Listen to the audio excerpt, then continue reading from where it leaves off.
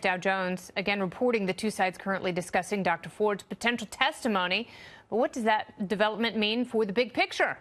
The Daily Wire editor-in-chief, Ben Shapiro, he's also the host of the brand new Fox News special, the Ben Shapiro Election Special.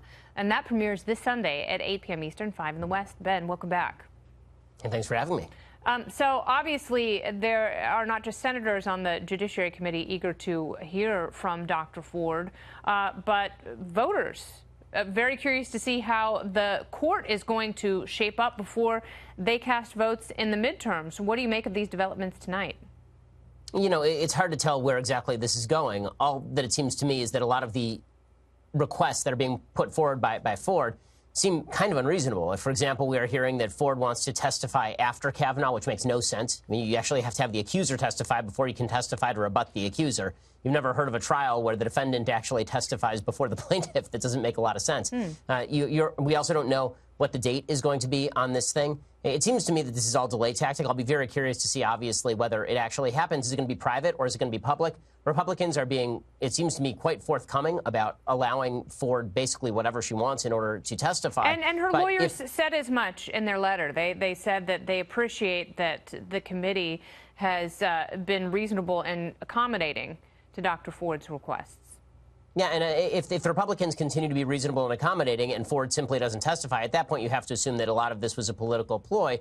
Again, what's so frustrating about this is that I think good-hearted people on all sides of the aisle would like to know whether this is a lie or whether it's the truth or whether it's misremembering. Like, the guilt or innocence is what's the key issue here. But because of all of the political manipulation, primarily by Democrats, surrounding this particular issue, it's very difficult to get beyond the partisan hackery. It's difficult to get beyond the feeling that Democrats don't really care very much about establishing guilt or innocence in this case, that this is really just a club with which to beat Brett Kavanaugh and hopefully to win additional votes in the 2018 election.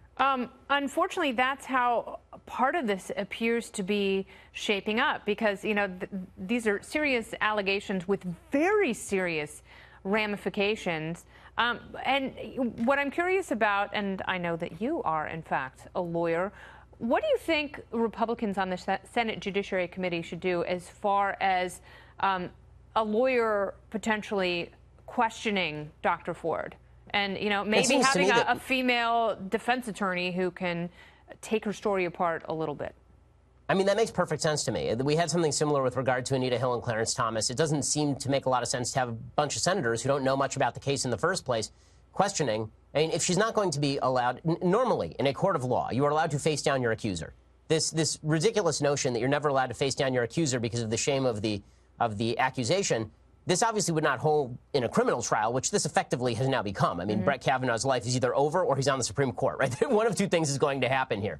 And that being the case, he's not allowed to face down his accuser. It seems to me that having somebody there who actually knows Brett Kavanaugh's story and can represent that story from his defense point of view would be smart politics by the Republicans, as well as a just thing to do. Apparently, Ford doesn't want that, which makes perfect sense. You don't want to be asked hard questions, even if you're telling the truth. So it's a really ugly, sticky situation, and all of this could have been avoided if Dianne Feinstein had reported this stuff as soon as she heard it, and if she'd worked with Republicans to create an actual process here, as opposed to everybody just catching as catch can. Yeah, absolutely. And, you know, she also could have trusted the FBI a little bit more, because I think that's what Democrats have been claiming to want all along, is to reinstill confidence in these institutions. And the FBI would have kept all of this secret and perhaps maybe conducted their investigation a little bit differently. It doesn't really sound like that from their point of view, but I know that there are Democrats that are also questioning Senator Feinstein's motives here. And if I were Dr. Ford, I would be really upset about how all of this has played out, because this has really turned into a worst-case scenario for her as well. It's a fiasco, and I think the most ironic thing about the fiasco is that, you remember, there was one Dianne Feinstein who was running for the Senate in 1992 after the Clarence Thomas hearings, and one of her key critiques of her fellow Democrats was that they handled the Anita Hill hearings wrong. They handled the Anita Hill hearings, by the way, almost exactly the way they're currently handling this, under the auspices of Dianne Feinstein. So it again looks like a political manipulation, which is really tragic, I think, for everybody, because, again, the vast majority of people across the aisle, Republicans and Democrats, really only care whether the accusation is true. They're not as interested in Democratic attempts to delay this beyond the election or use it as a cudgel to win votes. Yeah, I don't understand. There's no physical evidence to gather right now. And from the people that we've heard who were supposedly also at the party, they've got no desire to corroborate or testify. So, you know, and unless I've said this the last 3 nights, we've seen so many sexual harassment cases, and we've seen once one accuser comes forward, it either jostles the memories of past victims, or they feel emboldened and not alone, and they come out and they basically establish a pattern. We have yet to see that for Brett Kavanaugh. And, you know, that's right. If he did it, it's super gross and it's wrong, and he can't deny it and he should answer for it. If he didn't do it, how does he clear his name?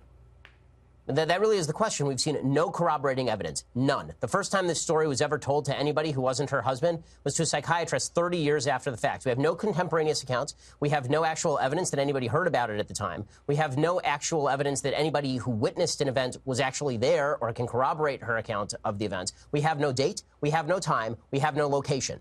On the basis of that, we're supposed to say that this guy not only should lose his seat on the Supreme Court, but probably lose his career on the D.C. Circuit Court of Appeals on the basis of that? Yeah, it's some brutal and harsh realities here that we're going to face head on next week. Ben Shapiro, thanks so much.